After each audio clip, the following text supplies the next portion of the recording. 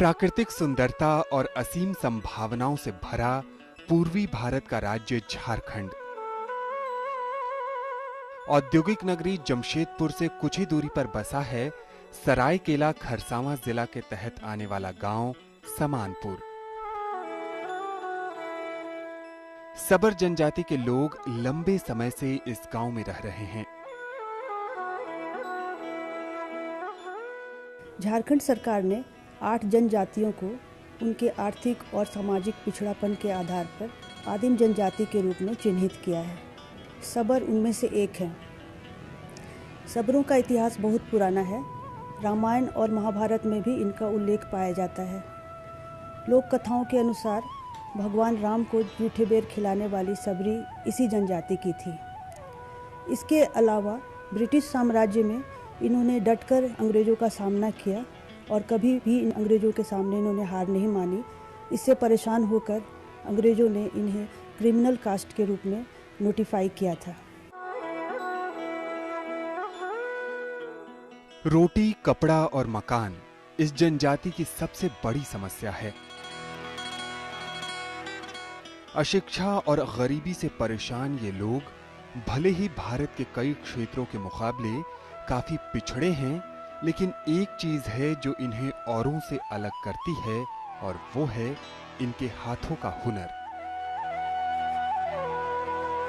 कांशी घास, खजूर के पत्ते और बांस के सहारे आकर्षक हैंडीक्राफ्ट प्रोडक्ट्स बनाना इस जनजाति की खासियत है।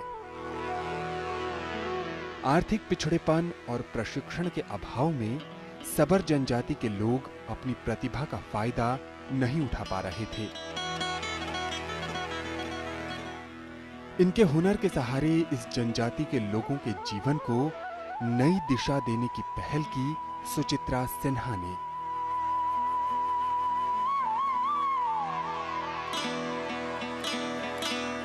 एक बार इनके गांव गई थी तो मैंने देखा एक सबर महिला घास से बहुत सुंदर टोकरी बना रही है।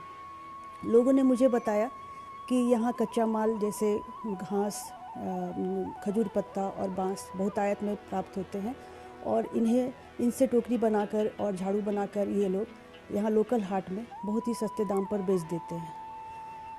इस कारण से इनकी युवा पीढ़ी है, उन्हें इसमें कोई फ़ायदा नज़र नहीं आता है और वे जंगल से लकड़ियाँ काटना और शहर जाकर मजदूरी करना ज़्यादा पसंद करते हैं। लेकिन मुझे उसमें एक आशा की किरण दिखाई दी। मैंने सोचा कि अगर इनके कला को निखारा जाए और इन्हें बाज़ार में, इनके सामान बाज़ार में, देश विदेश के बाज़ार में बिकने लगे तो मुख्य धारा में जोड़ने के अतिरिक्त अन्य उद्देश्यों को भी हम पूरा कर सकते हैं। उसमें दूसरा उद्देश्य ये हो सकता है कि इनका जो डाई आउट क्राफ्ट है उसको हम फिर से रिवाइव कर सकते हैं, पुनर्जीवित कर सकते हैं। प्लास्टिक का सामान अच्छा ऑल्टरनेटिव हम लोग दे सकते हैं इको फ्रेंडली प्रोडक्ट्स बना करके, और वन और पर्यावरण की रक्षा हम कर सकते हैं इन्हें हस्तशिल्प से जोड़ करके। विपरीत परिस्थितियों और मुश्किल हालातों के बीच सबर लोगों के लिए नए रास्ते तलाश करना सुचित्रा के लिए आसान नहीं था। इन्होंने इन लोगों के बीच समय बिताया, इनकी प्रतिभा को समझा और फिर इन्हें बुलंदियों तक ले जाने के लिए योजनाएं बनाई। इस पूरी प्रक्रिया के दौरान सबर जनजाति के लोगों को वो अपने परिवार की तरह मानने लगीं और सुचित्रा के प्रयासों से लाभान्वित होकर इन लोगों ने भी इन्हें मां स्वरूप मान लिया। माँ तो इसलिए कह रहे हैं कि जब हम लोग का आर्थिक व्यवस्था कम था, जैसे कि खाने पीने भी कम मिलता था, तभी माँ गया वहाँ ये सब मतलब काम दे के हम लोग का परिवार सब अच्छी ढंग से चल रहा है, इसीलिए माँ को मेरे मिले।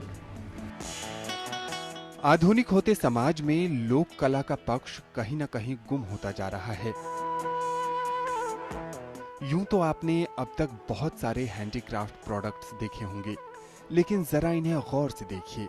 ये पहली नजर में ही अपनी ओर हमें आकर्षित करते लगते हैं। एक पूरी प्रक्रिया के तहत इन प्रोडक्ट्स का निर्माण किया जाता है। कांसी घास बांस और रिबन, उसके बाद उनका भी काम होता है इसमें। एक ठो लंबा करके आते हैं, जैसे आपका कांसी बोलते हैं इसको, गांव में कांसी घास बोलते हैं। इसके बाद खिजूर पत्ता उसमें बीनता है, खिजूर पत्ता से। और बांस से, वो भी बांस से जैसे बना हुआ रहता है। ये सब मतलब घास और बांस मिला के एक सामान बना। बेहद बारीकी से किए गए इन कामों में फिनिशिंग टच देखते ही बनता है। आपको ये जानकर बेहद आश्चर्य होगा कि इन आर्ट वर्क्स को बनाने में प्राकृतिक तत्वों का ही इस्तेमाल किया जाता है। इनके निर्माण प्रक्रिया में कच्चे बांसों को बहुत ही कलात्मक ढंग से इस्तेमाल किया जाता है। कांशी घास हो या फिर खजूर के पत्ते, सभी को ये कलाकार इस तरह प्रयोग करते हैं कि वो देखने लायक होता है। इन आर्ट वर्क्स को बनाने में प्रयोग किए जाने वाले सभी एलिमेंट्स गांव में आसानी से उपलब्ध हो जाते हैं।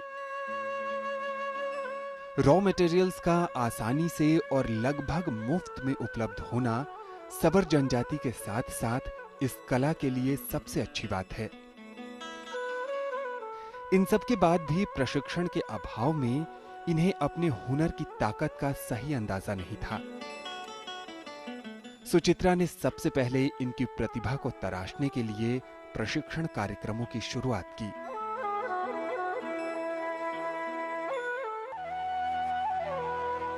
इन कलाकारों के गांव में जाकर निरंतर प्रशिक्षण मुहैया कराना बेहद कठिन कार्य है। यही वजह है कि सुचित्रा ने इनके ट्रेनिंग की सुविधा नई दिल्ली में ही एक अलग तरह से उपलब्ध कराई है। 10-10 के समूह में ये कलाकार 1 महीने के लिए दिल्ली आते हैं और इनकी पूरी जिम्मेदारी सुचित्रा पर होती है। कई सारे कार्यशालाओं का लाभ उठाकर अब इनके कार्यों में एक नएपन का एहसास आसानी से किया जा सकता है। आधुनिक बाजार की मांग को ध्यान में रखकर इन्हें नई नई तकनीक और डिजाइन सिखाने के लिए Suchitra national institutes of fashion technology की सहायता भी लेती हैं। निफ्ट के कुशल प्रशिक्षकों की देखरेख में इन्हें कुछ नया करने को प्रेरित किया जाता है। हमारा मेन ऑब्जेक्टिव है नया कंज्यूमर सेगमेंट आइडेंटिफाई करना, फिर उसके बाद एक नया प्रोडक्ट बनाना ताकि इनका एक नया मार्केट हम लोग केटर कर सकें। इस तरह के प्रयास से जहां इन कलाकारों को बहुत कुछ नया जानने को मिल रहा है, वहीं इनके काम में प्रोफेशनल टच को भी महसूस किया जा सकता है। इन सब का परिणाम ही है कि अब इनकी आर्थिक स्थिति में भी बदलाव आ रहा है। हमारे परिवार में सब यही काम करते हैं, इसी से उनका कमाई भी आ रहे हैं, खाना पीना भी सब कुछ इसी में आ रहे हैं। सुचित्रा की ओर से किए जा रहे 1 दशक से भी ज्यादा समय के प्रयासों के बाद भी सबर जनजातियों के विकास की दिशा में चुनौतियों की लंबी फहरिस्त है।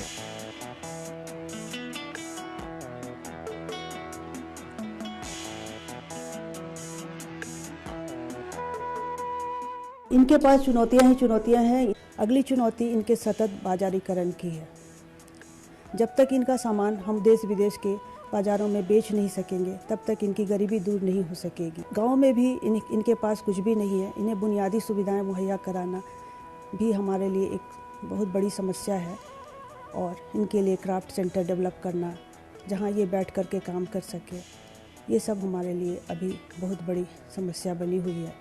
लेकिन इन सबों के बीच में एक आशाजनक बात यह है कि इस वर्ष उद्योग विभाग ने इसे MSME के क्लस्टर डेवलपमेंट प्रोग्राम में ले लिया है, और मुझे उम्मीद है कि हम लोग इन सारी चुनौतियों का सामना सफलतापूर्वक कर सकेंगे। प्रकृति से प्राप्त एलिमेंट्स का प्रयोग कर परंपरागत शैली को एक नए आयाम तक पहुंचाने के नजरिए से सुचित्रा सिन्हा की ये कोशिश बेहद सराहनीय है।